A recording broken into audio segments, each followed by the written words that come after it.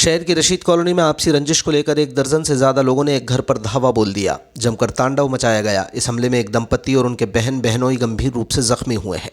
कोतवाली पुलिस ने विवेक पुत्र कैलाश की शिकायत पर 10 से अधिक आरोपितों के खिलाफ मामला दर्ज किया है। बताया जा रहा है कि फरियादी पक्ष के रामबाबू नरवारे का परिवार विवेक के मकान में किराए से रहता है, जिनके साथ ये बर्बरता की गई। घटना 3 और 4 फरवरी की दरमियानी रात की बताई गई है। पीड़ित परिवार ने आपबीती सुनाते हुए बताया कि रात करीब 9:30 बजे वो अपने बच्चों के साथ घर में बैठे थे, तभी अचानक हथियारों से लैस हमलावरों ने पीछे का दरवाज़ा तोड़कर घर में प्रवेश किया।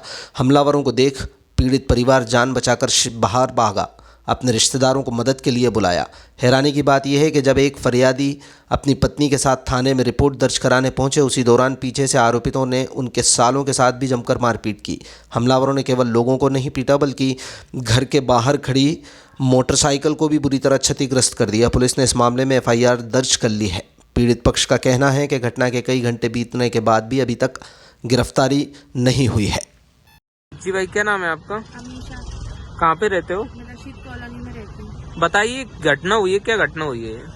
भैया, हमें उसकी पहले की घटना का तो कोई पता नहीं था, पर हम जब हमारा फोन जिसको हमने किराए पे दिया है ना, वो हमारी दीदी है, मतलब नंद है, तो उनने हमें फोन लगाया कि कोई मतलब लोग आ गए हैं, 4-5 लोग, और गेट तोड़ रहे हैं। ठीक है, तो उन्होंने हमें फोन लगाया, तो हम सीधे, मैं, मेरा पति और मेरी सास, हम तीनों पहुंचे कि क्या बात है क्या नहीं। हमारी जब कोई बातचीत नहीं है तो हम उनको समझा विर्जी करने गए कि चलो अपने आपसी मोहल्ले के हैं, जो भी हैं, अपन उनसे समझा विर्जी बात कर लेते हैं, आपसी में मैटर समझ जाएगा।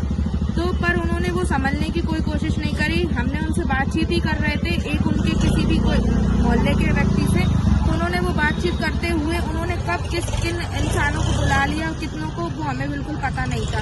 हम बातचीत ही कर रहे हैं और एकदम से उन्होंने कम से कम 10 से 15 लड़कों को बुला लिया। वो 10 से 15 लड़के गाली गलौज करने लग गए, मेरे पति को पकड़ लिया, उन्होंने मारने लग गए। जैसे तैसे हम उनसे छुटा के भागे, मैं और मेरी सासू माँ से चलते भी नहीं बनती, फिर भी जैसे तैसे हम बचे। जाने कहाँ हम छुपे, और हमने 3 बार पुलिस वालों को फोन लगाया कि आ जाओ, तो भी 4थी बार में पुलिस आई। जब हमने 181 पे कंप्लेन करी, हमें ना तो कोई उनका प्रशासन का सहयोग मिला। उसके बाद जब मेरा पति इतना पिट रहा है, कुछ हो रहा है, हम लगा रहे हैं तो भी नहीं आ रहा है। आप बताइए, हमें तो कहीं से कोई सहायता नहीं मिली। और अगर हम नहीं बचते, जब वो पेट्रोल डाल के घर में आग लगा के चले गए, और अगर कोई पड़ोसी वो आग नहीं बुझाता तो हम तो उसी में थे, हम तो उसी में मर जाते। ये तो पूरे मर्डर केस जी मान के चलो, उनने पूरी साजिश थी उनकी कि हमें मारने की। ना हमारी कोई आपसी रंजिश, ना कोई बात विवाद, ना कोई चीज। मेरे पति जैसे सीधे आते हैं काम से, बस नॉर्मल हमने काम करते हैं, वो नॉर्मल हमने किराए से कमरा दे रखा था बस, और कोई बातचीत हमारी थी नहीं उसमें। आपका वहाँ पर मकान, लेकिन आप वहाँ रहते नहीं हो, किराए से दिया है? नहीं, हमने किराए से दे रखा। और जब विवाद हुआ तब आपको बुलाया गया, तब आप समझाइश के लिए गए थे? हाँ, समझाइश के लिए गए थे, मकान मालिक होने के कारण। अच्छा। तो उस वाद विवाद में हमने जब समझा विर्जी करी, तो उन्होंने समझने की जगह उन्होंने और वाद विवाद छेड़ दिया।